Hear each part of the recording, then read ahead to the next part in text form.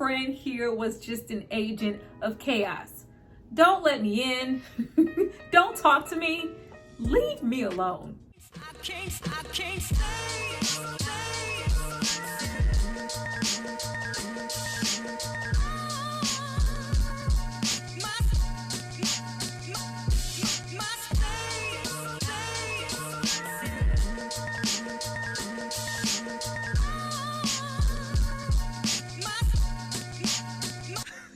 Hi you guys, welcome back to my channel. It's Tyra here with another struggle review, here to discuss Talk to Me. Now this movie is from 2023 and it stars Sophie Wilde.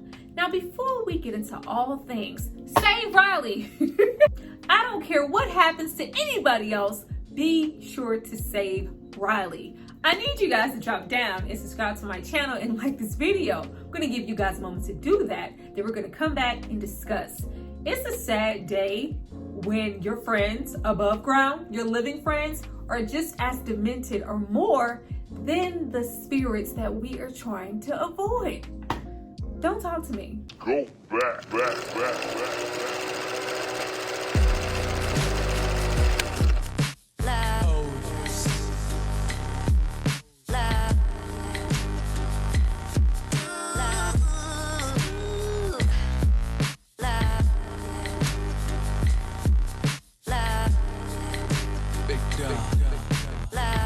Now that you guys have hopefully subscribed to see more of me, let's get into this movie. I thought this movie was so freaking good, especially coming from Danny and Michael of YouTube fame that I had no clue of prior to this movie, with their channel being filled with videos that are intense, live action, comedic, horror. We took those skills, filming, editing, makeup, special effects, and made a movie. All of the growth on their platform not only gave them success, but it also gave them an opportunity to work as crew members on movies like The Babadook. And the producer and co-founder behind that movie eventually became the one behind a movie of their own. Now, all natives in the same hometown of South Australia where this movie was initially released way back in October 2022, it's now back with a vengeance and presented to the masses by A24. I cannot wait to see what else these twins have to offer. I initially did not pay this film any mind because it's not much unlike every single film that we seem to get every year. It did, however, subvert all of my previous expectations, even though we are not reinventing the wheel here with the concept. This is a mixture of the possession, Ouija board films we get so often, especially the more current ones. This one in particular reminded me of movies like It Follows and Most Definitely Smile. That idea of passing possession along to another person, dealing with multiple deaths, the S word, broken family dynamics, being taken over by an entity that feeds on your triggers, trauma, and pain, all while mentally convincing you or possibly harm somebody else. And then of course we have the Ouija board category movies that all fall under the same umbrella. Spirits, I think we've made contact, I think I've opened a door, I think I read the wrong book from the wrong passage and played the wrong song. The spirits in our house have entered me, we need to exhaust all of these demons. Yeah, but this here in particular feels really fresh. It's filmed in Australia, which gives it a different appeal in how they decided to shoot the movie. It was only filmed for $4 million, which means we kept our budget intact and didn't go so overboard with certain things like CGI. The story was well written, well developed. The characters from the main cast to the side players are all fleshed out in the best way possible. Unlike most horror movies today, they did not just make this the Mia show. You care about everyone here, especially Riley. So when something happens, it made the suspense so good here. My level of discomfort just kept on increasing, and that's really hard to do with me in a horror movie. I could just go on and on. The practical effects, the great makeup, our lead, Sophie Wilde, just incredible to follow. The range of emotion that we had to watch her go through with this character, we never knew when she was going to be happy, be sad, be deranged, just be completely unhinged. It was good. We even managed to throw away the recent idea that horror can't make an impact on the audience unless it's elevated, socially conscious, a deep psychological thriller, the cults and whatnot. No, they gave us our life with a classic Ouija board possession movie. Right away, I love the idea of us getting into that social media, TikTok, teen young adult element of always having your phone out recording, being completely desensitized to problematic situations. The idea that we could pass the idea around of this embalmed possessed hand to be the new trendy thing to do is absolutely ridiculous, but then again, it's not at the same time. We see more and more every day how many people line up willing to do these challenges just to go viral. Half the fun in this movie is just not holding this possessed old medium's hand, it's recording it and posting it. So the very minute that things may happen to go a little bit too far, we're frozen, we don't know what to do because this was all supposed to be and fun and games, even though we're making contact with the dead. Ultimately, my favorite thing here in this movie was Mia, and it wasn't because I cared for her so much. She was our main girl. I wanted her to survive. It was just the complete opposite. I did not like Mia at all. Such a clingy, broken character. I really like the fact that we got to explore so many distasteful themes with her. Though we do explore some more of her endearing qualities, like the fact that she can bring herself to finish off the injured deer on the open road. Of course, that comes back around towards the end of the film. And mainly the relationship that she has with Riley. Often coming off as more of the caring, likable, loving sister that he just can't seem to get within his older sister who lives in the same house with him. But we also get to see just how self-destructive she is, just how much a lot of this is an extension of her not wanting to be in her own home with her own father. With her mother committing being indecisive of whether it was intentional or accidental, and whether or not her father is lying to her about that fact, that draws her to this family. In such a self-serving way, she constantly wants attention. Here, the grieving process with her is shown differently, especially when we get into a member of your family passing. It's in a selfish way because Mia can't process the fact that, why didn't she stay for me? Didn't you love me? Wasn't I your daughter? Was I not enough? And who am I even without you? I would love to have answers. Just only if I could have one more moment with my mother. And of course, via Riley, we get to see what she is willing to sacrifice for that one more moment. The best thing about it, though, is Mia is not our only agent of chaos here. She was the biggest one to me because I was like, child, death is hanging on to Mia and following her around. It felt like it was prior to the whole holding of the hand. Get away from Mia.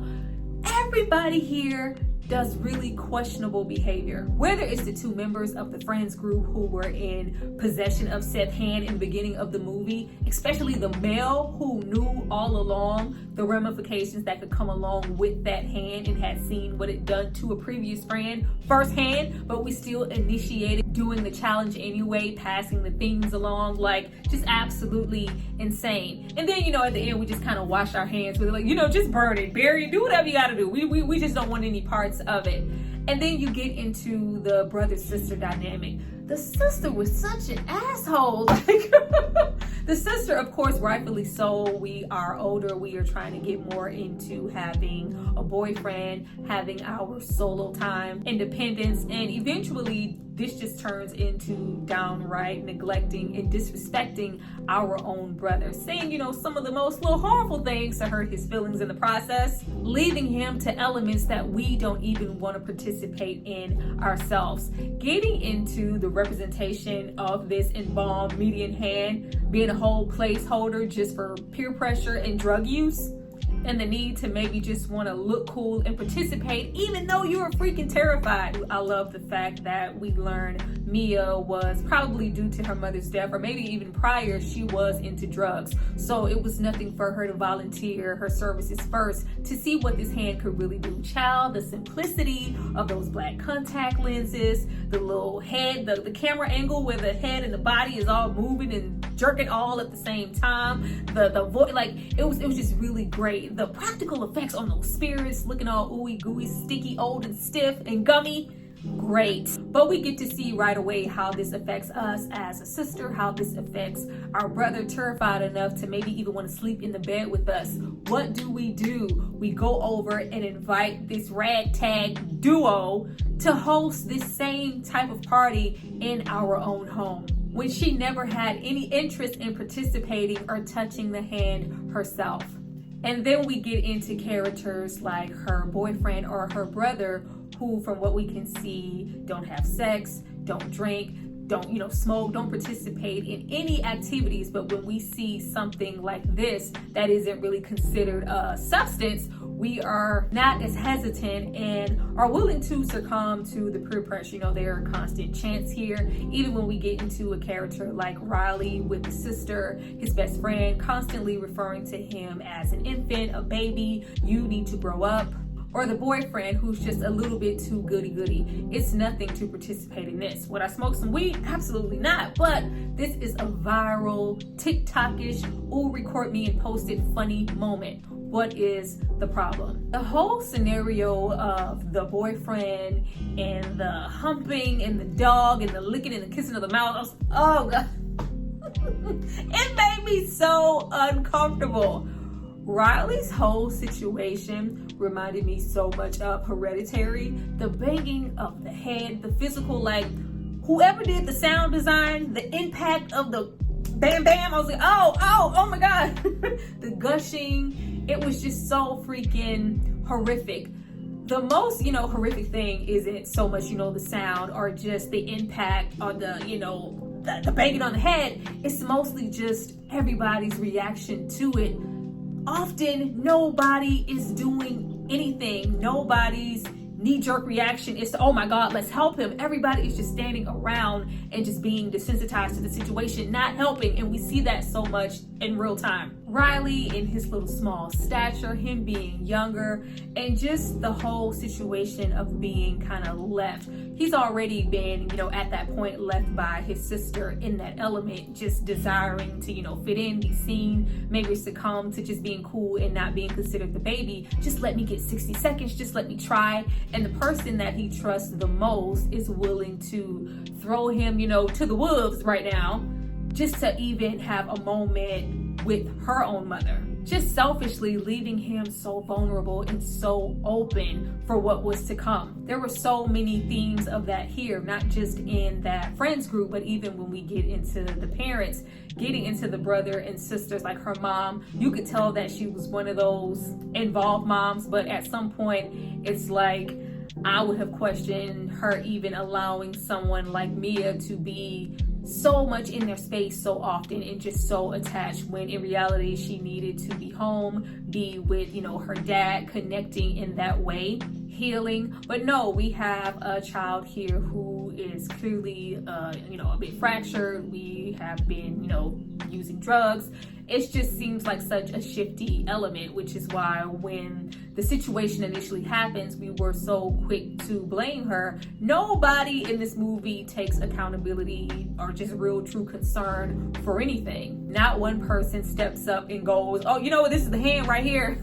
We don't need this hand to harm anybody else. Can y'all take it? Nobody mentions the hand or what really happened with the incident for Riley. Or the big sister, who instantly blames Mia also. I even love the moment of them standing on the platform and the boyfriend as well as Mia, they're trying to explain like he stayed over. We saw a spirit and like your brother is on the brink of death. All this supernatural stuff is happening. And she's like, oh, you slept in a bed with her? You were at her house? Like, oh, I'm over it. Like, girl, look at the bigger picture. Everybody here is just so self-serving. Like, I had a big big toe in my mouth. Gross. Absolutely gross. Everyone just sees Mia as that girl who is clingy. She, you know, sucks the fun out of a room. Why would you even bring her? Instead of just seeing that everything just really looked like a cry for help. She looked so damaged the entire movie. Which is why it wasn't solely about going beyond the, you know, the 90 seconds and the whole thing there, which afforded her to be possessed even without the hand or see certain things that weren't really there. It was just more so she was such an easy target and an easy vessel for that spirit to take form of her mother and play on her intentions, get her to see certain things that wasn't there, to just ultimately get her to collect bodies. And I think we see how broken she was prior to that, when she lays with Riley and she speaks on this recurring nightmare that she has. You know, she looks in the mirror, there's no reflection, you know, her just ultimately disappearing, and we see that coming to fruition later on in the movie. But in the end, instead of allowing this thing that is pretending to be her mother take over her, she eventually gains the strength to, you know, not stab her own father in the neck. Like, oh, the father here got a raw deal. No, nobody cared about the black dad. Nobody cared about the dad. I was like, did anybody take home into the hospital? I'm assuming they did, because, you know, he was still in the alive world, getting on the elevator in the end. But just how he was just left there to bleed out, and him kind of once again paying the penalty for making the selfish choice to not be honest with his daughter about what really happened with the mom, even though he thought he was protecting her. But when we have her, I was like, didn't nobody see y'all leave this hospital in a wheelchair? Like, oh, Riley was just so fragile. When they were cleaning him, and he, like, as soon as he gains consciousness, every single time he is trying to take himself out, and I was like, oh, Harry, somebody do something. Riley is this big, please. Nobody's seen, you know, this deranged person try to stab him with some scissors. Once again, the mother leaving him unattended. Oh, I know you would never. I'm so sorry. Can I have a moment alone? Yeah, no. At this point, I'm never leaving my children alone with anybody. Like, but just that shift in Mia to no longer be in a selfish place, being willing to make a sacrifice for somebody she cares about, like Riley. I could have easily just decided to succumb to the spirits, especially the one that I'm believing is my mother, and follow every single thing. But for me to make the stop, of course, we saw her try. Like, I was like, how you gonna have him hold the hand and he's unconscious? There were a couple of things here. It was like, what if he doesn't say, let me in? How are you gonna get him? How are you gonna blow out the candle? Like, oh, it was, they had, you know, certain areas in this movie where they were taking liberties, but they were few far and in between, child. I did not care because I was here for it.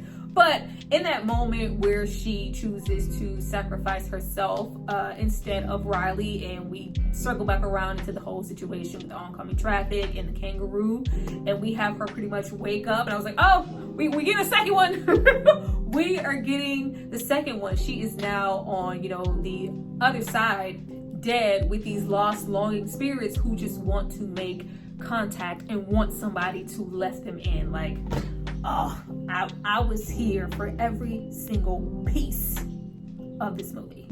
Well, you guys, that was my little quick recap-ishness of Talk to Me. I hope you enjoyed it. Please drop down and tell me what you thought about this movie and what you thought about my review.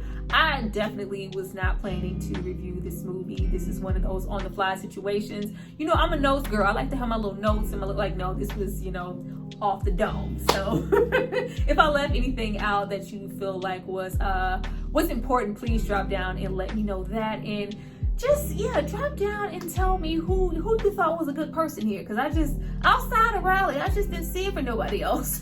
But I look forward to reading everything that you guys have to say. Thank you so much for watching this video. I will definitely see you guys next time. Bye.